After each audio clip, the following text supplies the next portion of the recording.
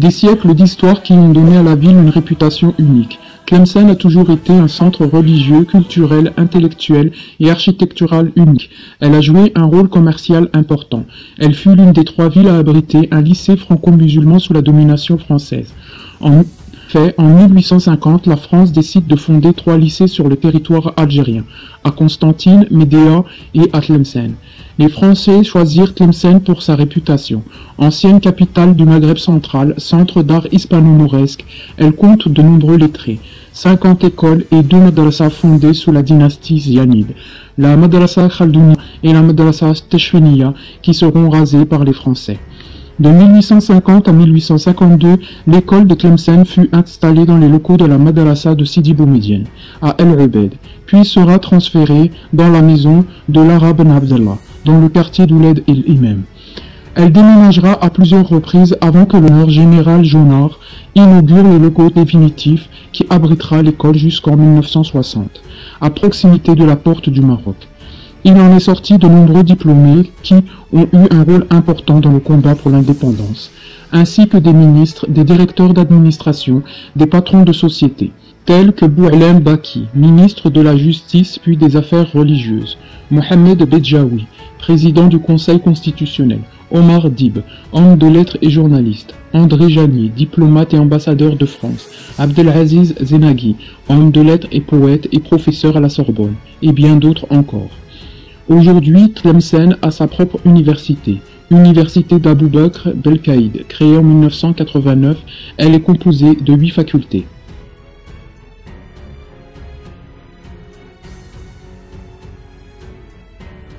Tlemcen a su maintenir ses coutumes et ses traditions, telles que le Nayr, nouvel an berbère, qui est toujours fêté dans la région.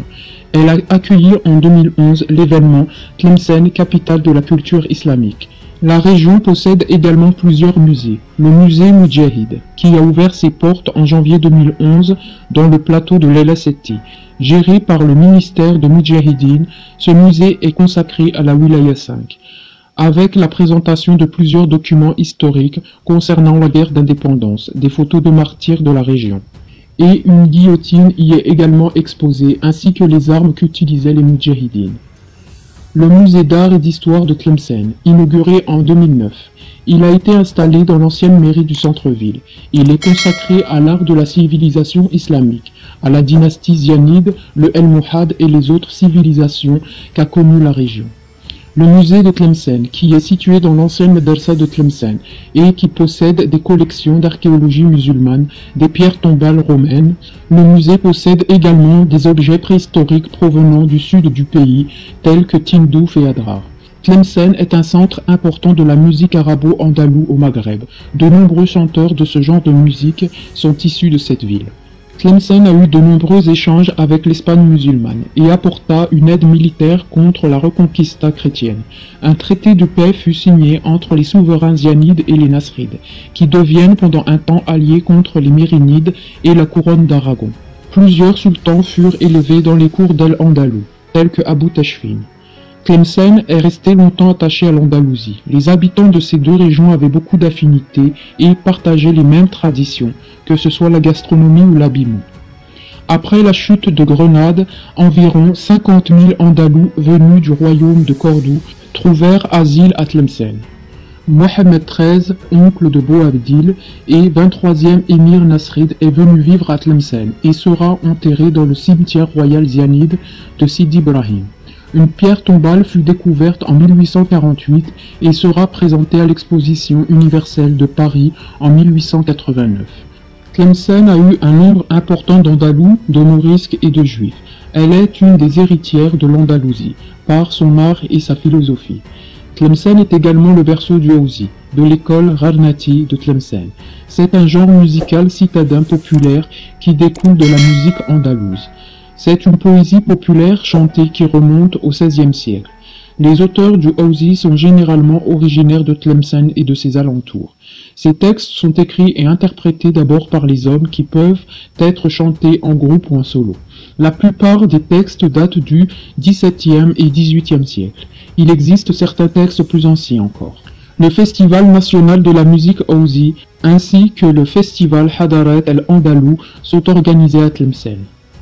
L'école Ramati de Tlemcen fut choisie pour représenter l'Algérie au premier congrès de la musique arabe au Caire. L'orchestre fut dirigé par le grand maître Haj Larbi Ben Sari, avec ses deux fils Redouane et Mohamed. L'orchestre interpréta des morceaux issus du répertoire populaire de Tlemcen, du registre Aoufi, et des morceaux de différentes noubas du répertoire de Tlemcen. Le Aoufi, qui est un genre poétique féminin, les femmes de Tlemcen chantaient ce genre de musique lors du filage de la laine, du tissage ou des soirées familiales. Le Aoufi appartient au patrimoine culturel de la vieille cité du Maghreb. La première interprète professionnelle de ce genre de musique fut Shira Tetma, la première femme à chanter et à organiser des fêtes à Tlemcen. Elle est née en 1891 à Tlemcen et est morte le 22 avril 1962. Ce genre de poésie est transmis de mère en fille. Les noubas sont une forme de musique arabo-andalouse que l'on retrouve en Tunisie, en Libye, au Maroc et en Algérie. Le mot signifie attendre son tour.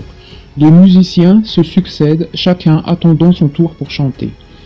Les noubas furent introduites en Andalousie par Abou el-Hassan, connu sous le nom de Zériab, le merle noir, à cause de sa peau foncée.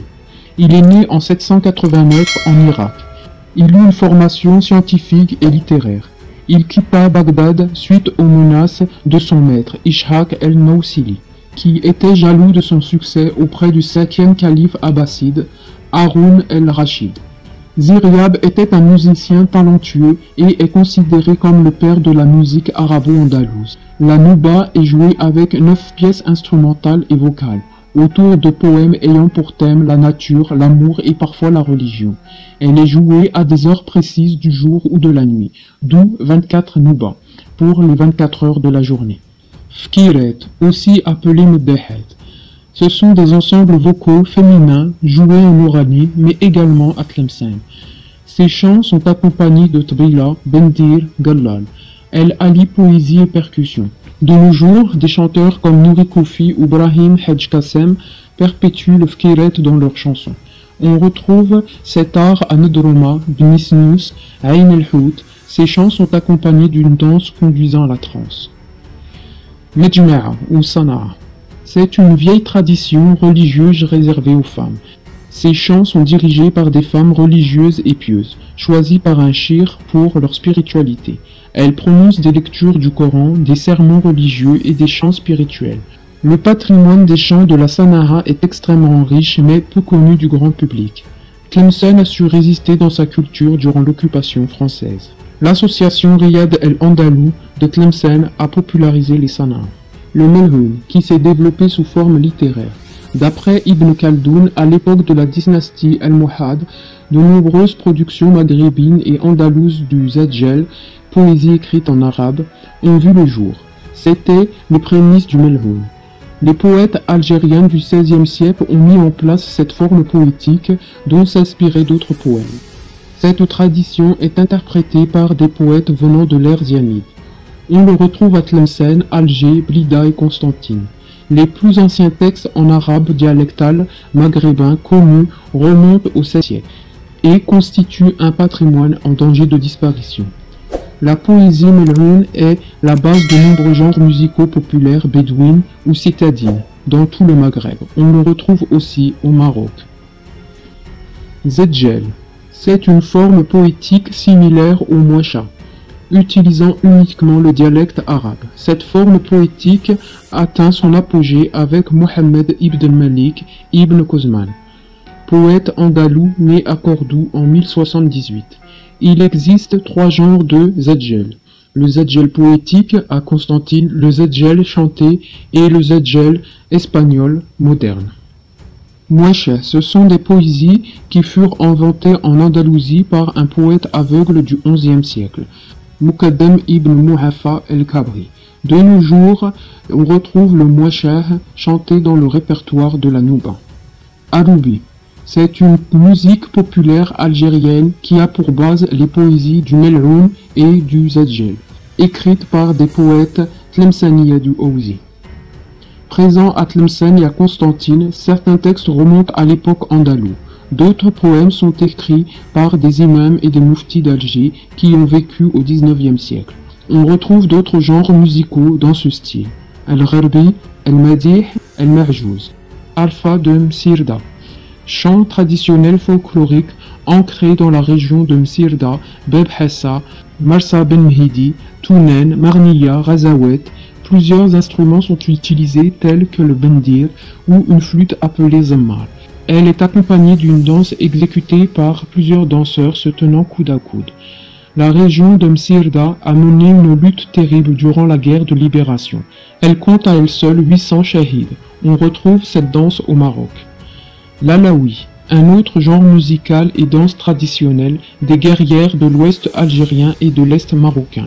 On retrouve cette danse à Tlemcen, Nedrouma, Marniya, Razawet, Sebdou, Meshriya, N'Hama, Ain Safra, Al-Bayad, mais également au Maroc, à Oujda, Nardor, Berkane, Saïda et d'autres régions marocaines. C'est une danse originaire des danses amazighes. Elle est dansée par des mouvements d'épaules. Les hommes se tiennent coude à coude au rythme des percussions, comme le bendir, la gasba, la derbouka. Elle est exécutée par plusieurs danseurs, guidés par un meneur. Le nhari. C'est une musique et une danse traditionnelle guerrière algérienne. Elle est issue des danses traditionnelles des Ouled Nahar. Ses origines se trouvent du côté de Sebdou, dans les petits villages alentours tels que Sidi Djilali, El-Abed. Elle sera petit à petit introduite à Tlemcen, puis en Oranie. Cette musique est accompagnée d'une danse guerrière ancestrale avec des mouvements d'épaules qui trouvent ses origines dans les danses amazighes zénètes de l'Oranie. Elle est accompagnée au rythme des bendir et de la derbouka. Danse as-saf. Elle est exécutée uniquement par les femmes. Les femmes se tiennent face à face en deux rangs parallèles, se rapprochant puis reculant à petits pas au rythme des bendir. Le groupe est dirigé par deux meneuses. Ce type de danse est accompagné de chants mélancoliques, mystiques, patriotiques ou encore parlant du quotidien de la communauté. On retrouve ce type d'art dans la région de Sebdou jusqu'à Bnisnous, de Sidi Bel Abbès jusqu'à Ain Tmouchent. On retrouve la pratique du saf également dans les régions telles que El-Bayad, Meshriya, Saïda, N'Hama et Ain Safra. Les instruments de musique utilisés pour tous ces genres de musique sont le bendir, la derbouka, la flûte d'asba, le gallal, le kamanja ou alto, la quitra, kanoun, le rabab. Voici quelques grands maîtres et célébrités algériennes. Abdelkrim Dali, né le 21 novembre 1914 à Tlemcen et mort le 21 février 1978 à Alger. Shira Tetma, né en 1891 à Tlemcen et morte le 22 avril 1962. Shir Larbi Ben Sari, né en 1867 à Ouled Sidi El Hadj et mort à Tlemcen en 1964. Nouri Koufi, né en décembre 1954 à Tlemcen. Leila Borsali, né le 12 juillet 1976 à Tlemcen. Khalil Baba Ahmed, né en 1983 à Tlemcen, et beaucoup d'autres encore.